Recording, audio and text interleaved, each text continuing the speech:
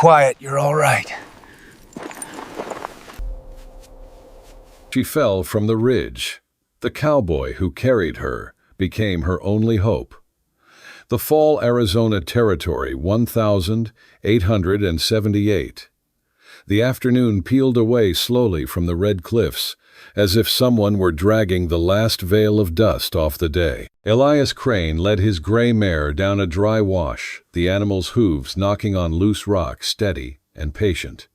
The sound carried far, lonely percussion against the ribs of the desert. He had been on the trail for 3 days, trading coffee and ammunition for salt and tobacco in the nearest settlement. The faces there always looked too long, too curious. They remembered he had once been a soldier. They remembered the wrong kind of things. Elias didn't talk much. The war had taken that from him. Out here, silence was cleaner than conversation. When the wind shifted, it brought something with it, a sound that wasn't wind. A cry sharp and short cut the air from above the ridge, followed by a heavy thud somewhere down the slope. Elias froze, hand brushing the revolver at his belt, eyes narrowing toward the cliffs. He waited. Nothing. Only the hush of the desert, endless and cruel. Then faintly a broken gasp. He climbed. The rocks scraped his palms. The air burned with heat, and when he reached the narrow ledge, he saw her, a young Apache woman, half buried in dust, her body twisted, one leg bent wrong beneath her skirt. Her hair spilled over her shoulder, black against the red ground. Blood darkened the edge of her moccasin. For a long moment, Elias only stared. He'd seen plenty of bodies before, on battlefields, in burned-out barns, but this one still breathed. He should have walked away. Harboring an Apache was enough to get a man hanged in town. Yet there she was, skin trembling, with each shallow breath, mouth opening around a word he couldn't understand. He knelt. The smell of iron filled his nose. "Easy now," he muttered, though she couldn't hear him. He tore a strip from his shirt and wrapped the wound tight. She cried out, a sound more animal than human. Her eyes fluttered open wide and terrified. For a heartbeat he saw himself reflected there, some weather-beaten stranger framed in the ruin of a dying day. "Quiet," he said. "You're all right." It was a lie, but it steadied his hand. When the bleeding slowed, he lifted her. She weighed little, light as regret. The slope back to the valley was steep. His boots slipped, his shoulder burned. The mare followed behind, patient, ears flicking. Every few steps he could feel her breath against his neck, hot and shallow. By the time he reached his cabin, the sun was gone. The horizon glowed a thin vein of gold, then fell dark. Inside the cabin smelled of wood smoke and loneliness. He laid her on his bed, stoked the fire until the logs hissed. Steam rose from the pot where he poured whiskey and water. The air turned sharp with it. He cleaned the wound, splinted the leg with pine sticks, wrapped it with linen cut from an old undershirt. She didn't wake, only flinched now and then when the pain moved through her. He could see how young she was, 20 maybe, and how the desert had already carved lines at the corners of her eyes. When the work was done, Elias sat on the floor beside the fire, elbows on his knees. The wind outside slid under the door like a ghost. He reached for the tin cup, poured himself a swallow of the whiskey that hadn't boiled away. Across the room, the woman stirred. The firelight trembled over her face. She whispered something, 2 syllables, soft and strange. He listened, though he couldn't make sense of it. Maybe it was a prayer. Maybe it was her name. The mare snorted outside, restless. Elias rose, checked the door, then turned back to her. She had fallen silent again, but her chest still rose slow and uneven. He stood a long while, watching the flames lick up the chimney, watching their light crawl across the walls that had been bare too long. The sound of the fire was the only heartbeat in the room. Finally, he whispered almost to the fire itself, "Nobody gets saved twice, but maybe she will." The wind answered, carrying the smell of dust and rain from somewhere far off, the scent of a world that hadn't yet given up on mercy. The cabin night held the valley like a closed fist. Wind scraped along the windows, prying for cracks in the wood. Inside the cabin flickered with the weak pulse of the fire. Elias dozed in a chair near the hearth, boots still on, hat pulled low. He wasn't used to sleeping in the presence of another soul. Every creak of the floorboards made him twitch awake. When he finally stirred for good gray dawn, had begun to seep through the cracks between the shutters. The woman was still there. Her leg bound her face pale against the coarse blanket. For a moment Elias thought she was gone. Then he saw the rise of her chest, slight, but there. He rose stiffly, poured water from a kettle, and wiped his face with the cold rag. Outside the desert was still half asleep, the world painted in the same color as ash. The air smelled of juniper and frost. He fed the fire, then crouched beside the bed. "Still here," he said quietly. Her eyelids fluttered. Two eyes dark as wet stone opened and fixed on him. She tried to move, but pain caught her halfway. All right. Her lips parted. He heard a breath that might have been a word. "Don't," he said, palms raised. "You're safe." She didn't understand, that much was clear. Still, something in his tone made her stop fighting. She stared at him, searching for the shape of threat. He pointed to himself. "Elias." Then after a pause, he pointed at her. "You?" She blinked, confused, then murmured something that sounded like Nascha. The sound was fragile, but it stayed in the air like a tiny bird refusing to die. "Nascha," he repeated. His voice softened around it. She nodded once, then looked away, exhausted. He mixed a bit of dried meat into a pot with water and coffee grounds, the only stew he could manage. The smell filled the cabin, harsh but warm. When he carried the bowl toward her, she tensed again, ready to fight. Elias stopped short of the bed and set it on the table instead. He gestured slow and deliberate to show he meant no harm. She watched him like a cornered deer. Only when he stepped back did she reach for the spoon, trembling. The first sip made her cough, but she kept going as though hunger had been waiting for permission. Elias leaned against the wall and studied her without speaking. She was young, but not fragile. Muscles along her arms spoke of work, not weakness. Her hair was thick with dust and twigs. In the firelight her skin glowed the color of rain-dark earth. When the bowl was empty, she set it down and sank back onto the bed. Her eyes closed before he could say another word. Elias stood there a while, listening to the fire. He told himself he would take her to the nearest trading post whence she could stand. That was the right thing. That was the lawful thing. But law had never been kind out here. He remembered how soldiers used to talk, how they'd ride into a village, burn it down, and call it victory. He'd quit before the war finished, too tired to pretend there was honor left in killing. He went to the door and opened it. Morning light fell across the valley, cold and white. The wind ran its fingers through the grass, whispering through the sage.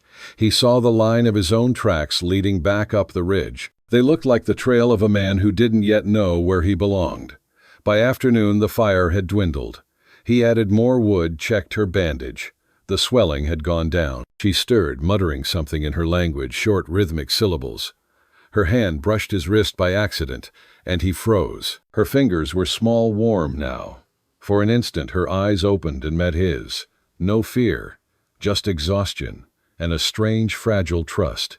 Elias cleared his throat, withdrew his hand. "You'll walk again," he said quietly, even though she couldn't understand. "You will." The light outside began to turn gold.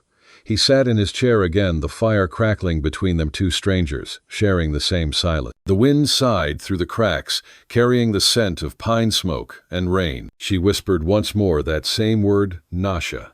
Then she slept. Elias leaned back, staring into the flames until their shapes blurred. He realized, with something close to shame, that the sound of her breathing made the cabin feel alive again. He hadn't meant for that to happen. Outside, the desert stretched endless and unforgiving, but inside, for the first time in years, something human had begun to stir, a faint warmth against the long cold of his solitude. The long night. By the third evening, the wind had turned mean. It came down off the ridge in long, shuddering breaths, dragging sheets of sand that hissed against the cabin walls. Elias had nailed the shutters shut and packed cloth into the door seams, but the dust still found its way through. It always did. He moved like a man trying not to wake a ghost, slow, quiet, careful. The Apache girl slept fitfully, her legs swelling beneath the splint. Fever had started the night before. Her skin shone with sweat and her breath came shallow. He changed the cloth on her head every few hours, whispering curses at the storm outside, at the army, at himself. "Don't you die," he said once. not sure who he was talking to. The fire fought the wind's breath, sputtering but alive. He added another log and sat down again. Outside, the desert vanished into red dust and night. Inside, the air felt thick with heat and sickness. He watched her face lips, trembling eyes rolling beneath half-shut lids. She was caught between worlds, and he could do nothing but sit sentinel over the space between them. He poured a swallow of whiskey into the tin cup, then another for her, just a few drops on her lips. She flinched but swallowed. Her voice cracked in her throat, the sound of a wounded bird. He wanted to say something, anything, but what words were there to bridge a life like his, and a life like hers? He'd spent years learning silence. It was the only language that had never lied to him. Hours passed. The storm pressed harder. Sand scraped the window like nails. He told himself stories just to fill the dark about the war, about Maria, his wife, how she used to hum at the stove sleeves, rolled hair braided down her back. She died in childbirth in a year when rain never came. Elias had buried her under the mesquite tree by the creek that no longer ran. He hadn't spoken her name since. Not until now, when the fevered girl on his bed muttered it in a whisper that wasn't hers. He looked up sharply. "What did you say?" She didn't answer, just moaned softly, words tangled and Apache. But the sound of Maria hung in the air like smoke curling through him. He rose, moved to her side, and dipped the rag again. "Easy," he murmured. Her skin burned under his hand. He brushed her hair back and saw the line of a scar near her temple, old and pale. Whoever she was, she had survived worse than falling from a ridge. The storm howled again. For a moment, he thought he heard voices, men shouting far off, or maybe the ghosts of wind. He stood at the door, peered through the crack. Nothing but the shifting blur of sand. When he turned back, she was awake. Barely, but awake. Her gaze locked on him, wild at first, then dimming as she recognized the shape of his face in the firelight. She said something slow, broken English. "Fire. Hurts." Elias blinked. "You understand me?" She frowned, struggling. "Too hot." He hesitated, then opened the flue a little wider. The flame dropped low shadows, crawling up the wall. She exhaled, a shiver rolling through her body, and whispered another word, one he didn't catch. He sat again. "You rest." Silence stretched between them, soft as breath. An hour later, she stirred, eyes half open. "Why? Help." The question stunned him. He looked down at the hands that had done it, the ones that had killed the ones that now tried to heal. "Didn't think," he said. "Just did." Her mouth curved faintly, not quite a smile. "Fool," she whispered. "Maybe," he said, leaning back. The wind wailed like a train somewhere beyond the ridge. The sound brought an ache he hadn't felt in years, a loneliness that wasn't empty but full of memory. He found himself talking again, voice barely above a murmur. "I was a soldier once. Thought we were fixing something. We weren't. We just broke it different." She didn't understand every word, but she listened. The shape of his voice seemed to calm her. He reached for the coffee pot, poured what little was left into the pan, and set it near the coals. Steam rose, smelling of bitterness and smoke. "I'll get you home when you can walk," he said. Her eyes drifted shut, and she murmured something like, "Home? No." Elias frowned. "You got nowhere to go." No answer, just her breathing slow and fragile. He sat through the long night, adding wood to the fire each time it threatened to die. The cabin filled with shadows that moved when he didn't. At some point he realized he was humming low, tuneless, something Maria used to hum. It sounded strange in his throat, like a memory borrowed from someone better. When dawn finally came, the storm had passed. The world outside was ghostly white, with dust, every ridge softened. The girl slept, her fever broken. The air smelled of ash and clean light. Elias opened the door, blinking against the brightness. Wind carried the faintest scent of rain, the kind that never reached the ground.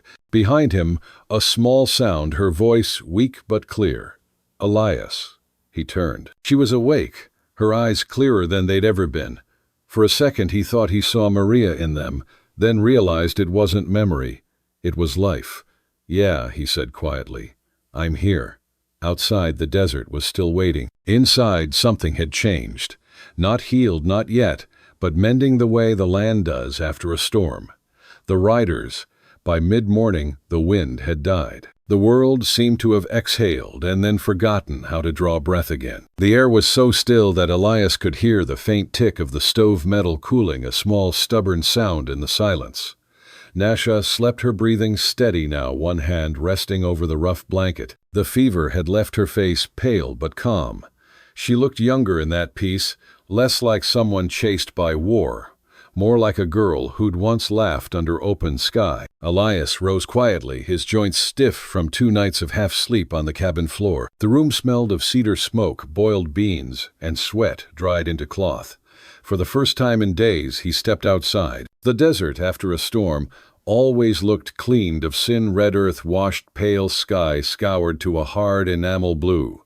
He filled a pail from the cistern, splashed his face, and felt grit in his teeth when he drank. The taste of dust never left a man out here. It just changed its name. From up the slope, he could see the ridge where he'd found her. The sandslide had already erased most of the mark's hoof prints' blood, even the outline where she'd fallen. The desert was merciful that way. It forgot fast. He was turning back toward the cabin when he caught it, the sound of hooves, faint but certain, carried low through the stillness. 2 riders working their way down the trail from the east, slow, deliberate, the way men ride when they're looking for something, not someone. The kind of looking that ends with a gun drawn. Elias watched for a breath, counted the rhythm of the hoofbeats. Then he went back inside. Nascha stirred as he pushed the door shut. Her eyes opened, clouded but alert. "What is it?" she asked, her words rough but understandable now. "Riders," he said. Her eyes widened. She tried to sit up, but a flash of pain cut her short. "Soldiers. Could be." He crossed to the corner, lifted the rifle from its peg near the door. It was an old Springfield rust on the barrel stock, worn smooth where his palm had lived once too often. He hadn't fired it since winter, and the thought of doing so again made his stomach twist. He wasn't a fighting man anymore. Not really. But he knew what would happen if they found her here, what they'd call it. Harboring. Treason.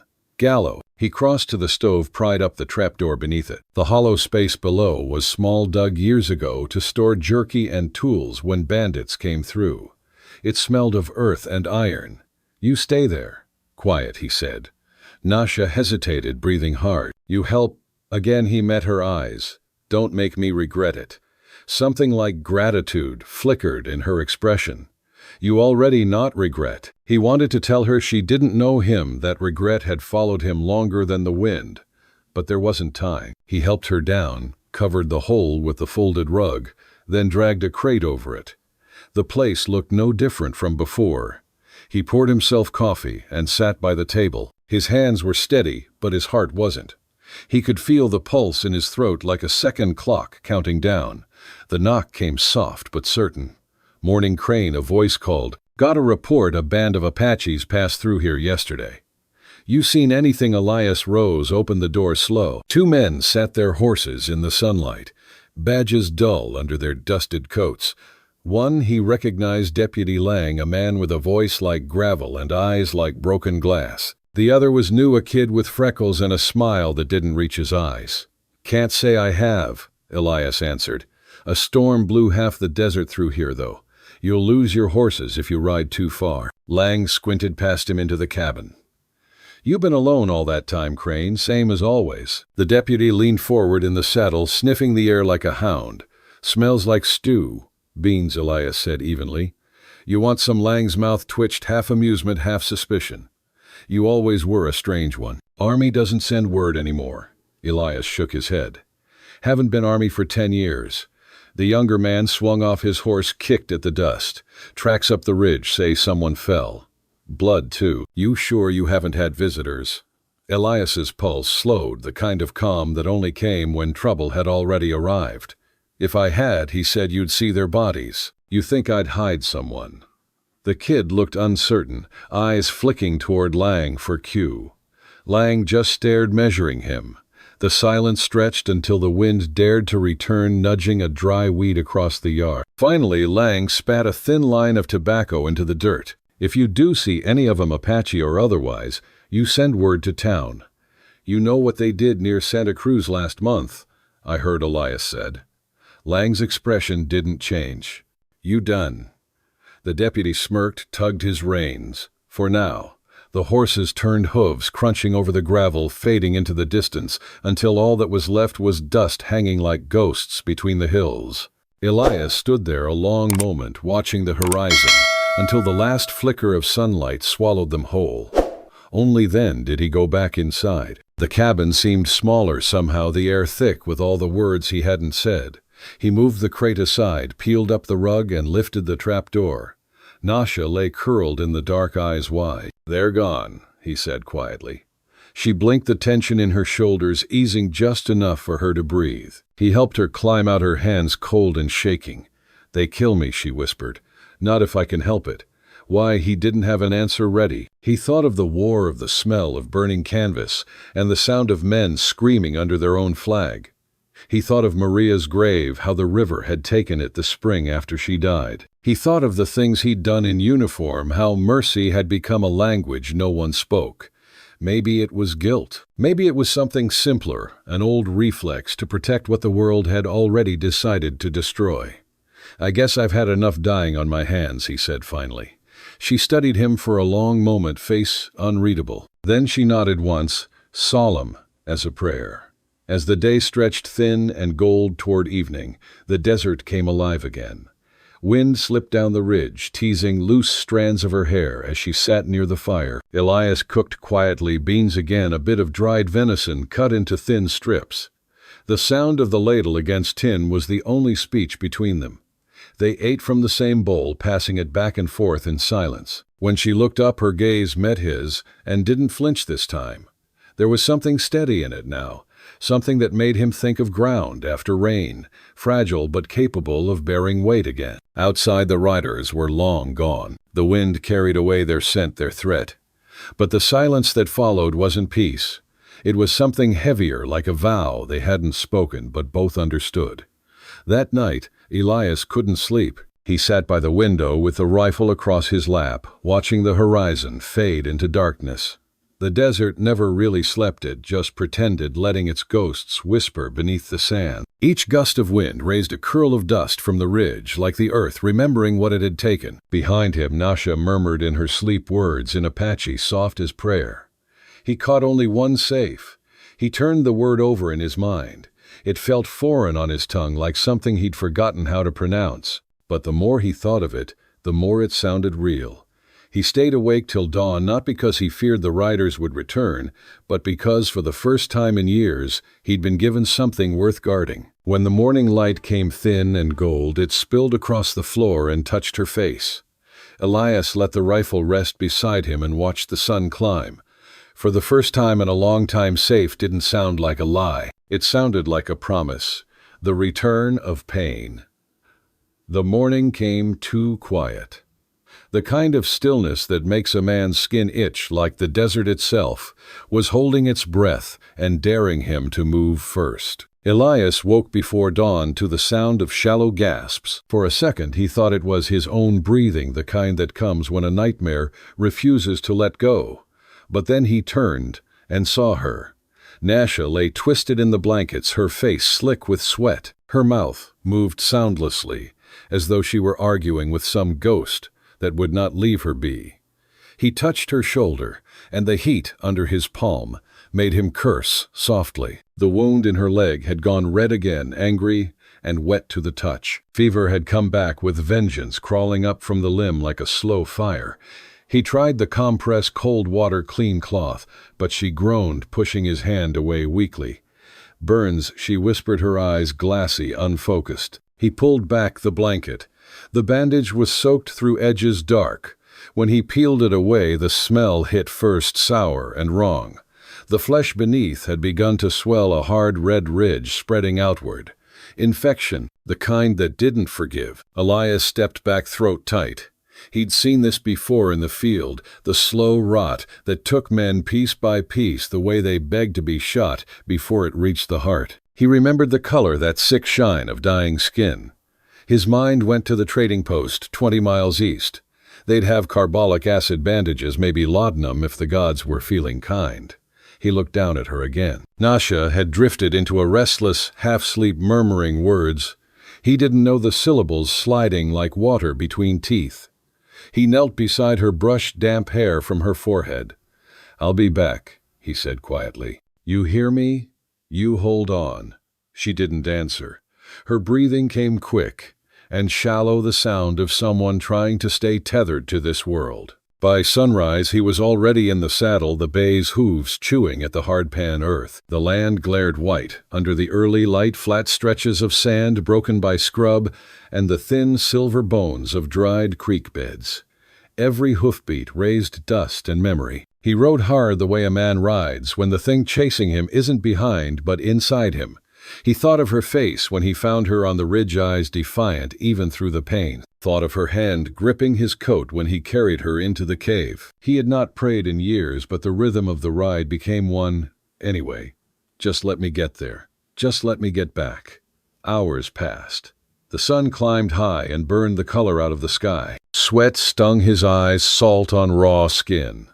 Somewhere between the dry creek and the cottonwood grove, he saw them, two riders cresting the horizon like vultures circling heat. Lang and the kid from before. He cursed under his breath, cut north into broken country, where the arroyos twisted like scars. The mare stumbled once, on loose rock caught herself, kept running. Elias leaned low, whispering to her, urging quiet. The riders followed at a distance, black silhouettes winking in and out of the glare. He rode until the land bled into dusk. The light went soft and strange, the way it does before night takes the last of color. When the trading post appeared, a squat square of wood against the empty world, it looked almost like salvation. Old Man Petty was outside, locking the door. His beard shone white in the twilight.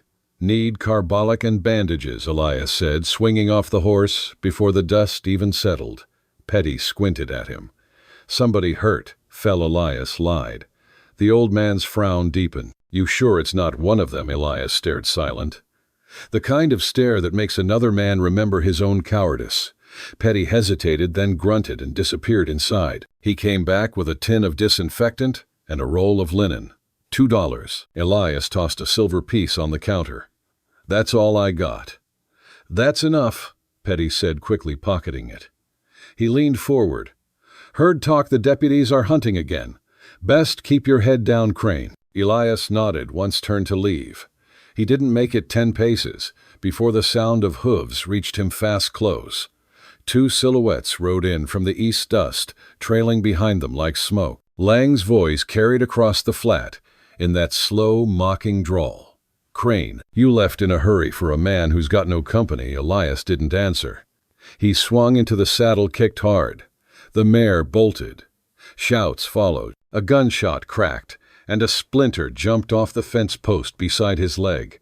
He didn't shoot back, just rode. The desert blurred past in streaks of gold and shadow. The wind tore at his coat, flattened his hat brim. He heard Lang curse behind him, a sound swallowed by distance and nightfall. The chase faded until only the pounding of his own heart remained. By the time he reached the valley, the moon was climbing, pale as bone. His arm throbbed, he hadn't noticed the graze, until the sleeve stuck to him, wet and dark. Each breath burned in his throat, the metallic taste of fear and blood mingling. He saw the cabin light flickering faintly through the cracks in the shutters, and felt something inside him unclench. He pushed through the door, stumbled in. The air smelled of smoke and sickness. Nascha lay, half-conscious, eyes rolling under lids, skin shining with fever sweat. He dropped the tin and linen on the table, tore the lid open with shaking hands. The sharp sting of carbolic filled the room. "Stay with me," he muttered, dousing the wound. She cried out, body jerking against the pain. Her hand shot out, gripping his wrist hard enough to draw blood. He kept working, jaw tight, wiping away the pus, wrapping clean linen around angry flesh. He talked while he worked, nonsense mostly. The sort of words men use when they're too scared to be quiet. "Almost done," he said. "You're too damn mean to let it take you. You hear me, too mean." When he finished, she lay trembling, the fever still burning through her, but not as wild. Elias sank back against the wall chest, heaving. The adrenaline drained out of him all at once, leaving him heavy and shaking. Blood seeped through the hole in his sleeve, dark as oil. Nascha blinked up at him, dazed. "You hurt." "Not bad," he said, though his voice betrayed him. "You go far, far enough." Her hand drifted toward him, fingertips brushing his arm. "Why?" she whispered. "You could leave." He smiled, small and tired. Could. Didn't. For a long time she just looked at him. Then she said his name, soft, uncertain, as though testing its weight. "Elias." He swallowed. It sounded different from her mouth, less like a name, more like a vow. She fell asleep soon after. He sat beside her until her breathing slowed, until the fever's rhythm eased from frantic to steady.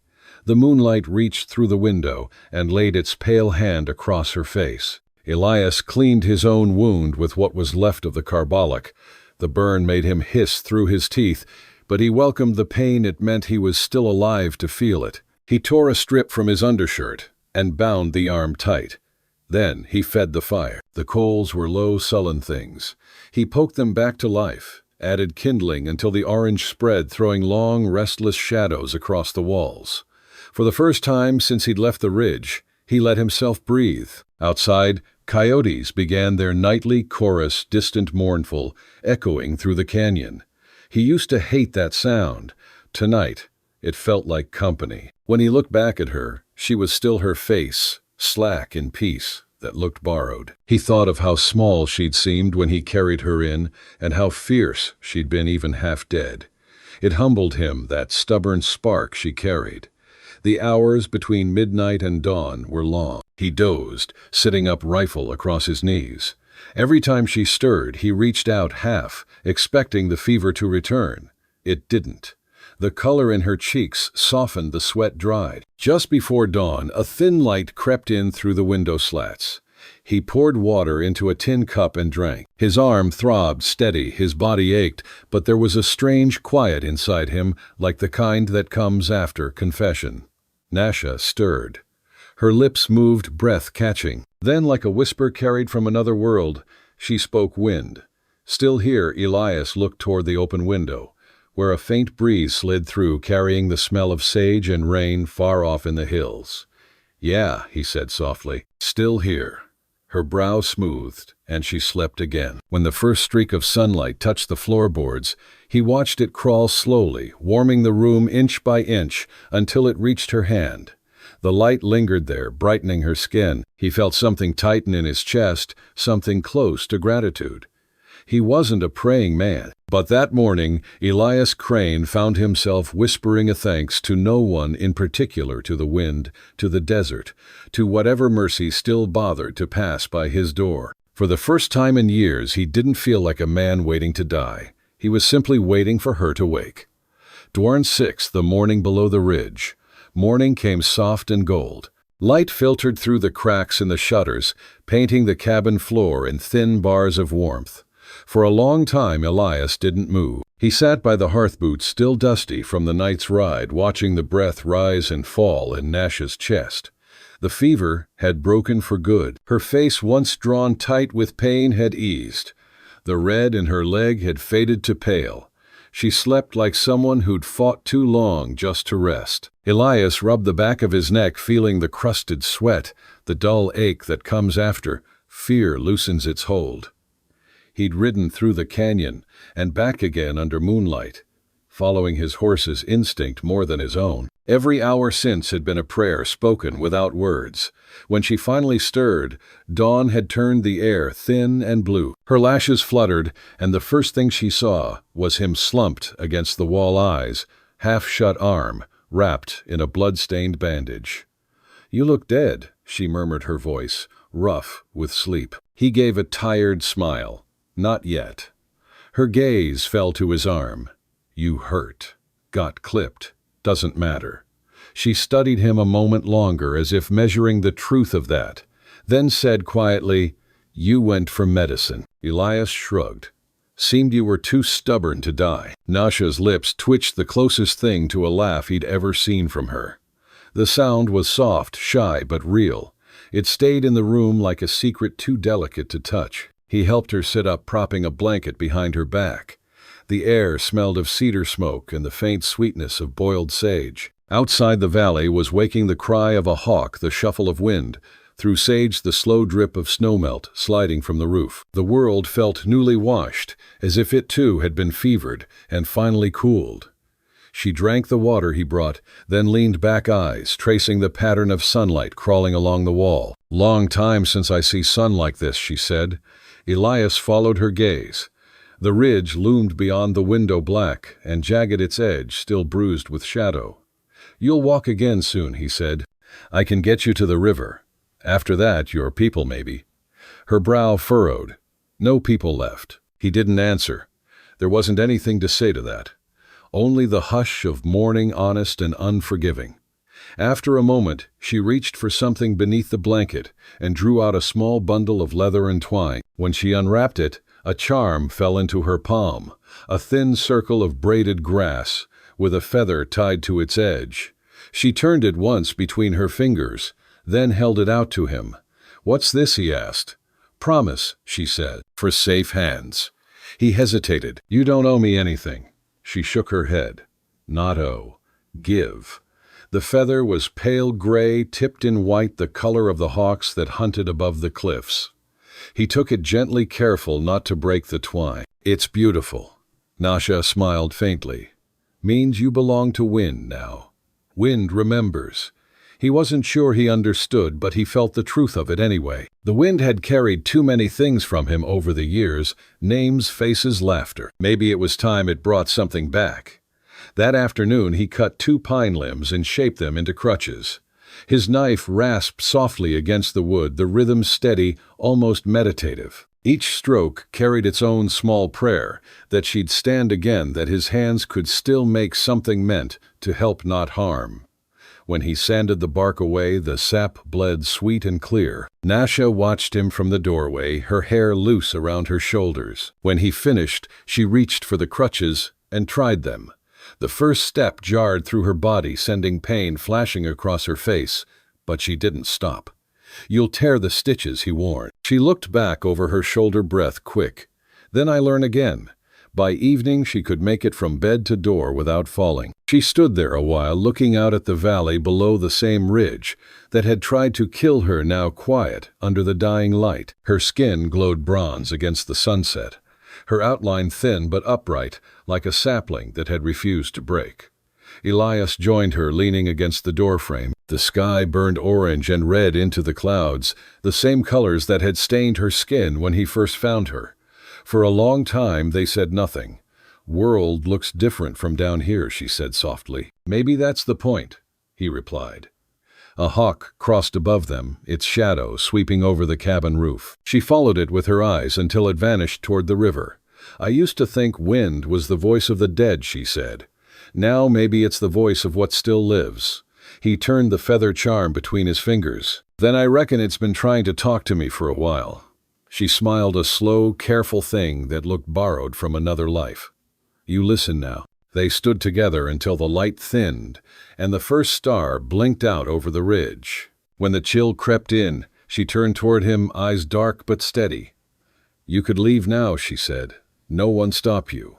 He met her gaze. "I'm not sure I want to." Something in her face eased relief, maybe, or recognition. The silence between them grew warm. Inside, the fire caught again, small but alive. He added another log, and the room filled with the scent of smoke and pine resin. Nascha sank back onto the bed, tired but smiling faintly. Elias sat near the hearth, the feather charm turning slow in his fingers, glinting whenever the fire breathed. Outside wind came down the ridge, soft as a sigh. It passed through the open door, touched his hair, and was gone. For a long while he listened to her breathing, to the murmur of the night returning. The valley stretched out below, endless and waiting. The ridge that had once been a place of pain now stood like a guardian keeping watch. When he looked back at her, she was already asleep, her breath steady and sure. He rose quietly, stepped to the doorway, and watched the horizon bloom with starlight. The land glowed faintly under the moon, all dust and silver and forgiveness. For the first time in years, he felt the weight in his chest loosen. The world hadn't changed, but something in him had. He reached into his pocket and closed his hand around the charm. The feather brushed his skin light, fragile, alive. "Wind remembers," he whispered, tasting the words. And beneath the ridge, where he had found her 2 lives once broken, began quietly to mend.